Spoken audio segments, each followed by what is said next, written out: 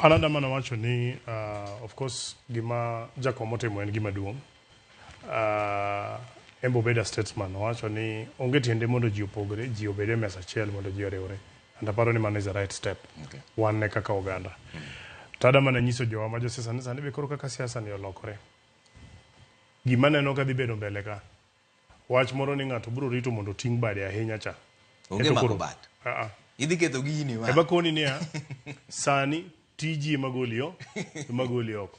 Omiyo Ananda mana wacho niya, wariwre jowa moyudo kombe. Gitem mondo kik ginjawa, gilos nyingwa, gimed yawo dhoudi ni oganda wa mamoko mondo bodonji. To gimoro amora ma giyudo be gikow thurwa mondo wambende watingre malo. Koro wacho ni nikech wach mar ginene kama tiji madhi goli oko, kura wacho ne ji te. Gimana wacho ga pile. Kachakore kata gian.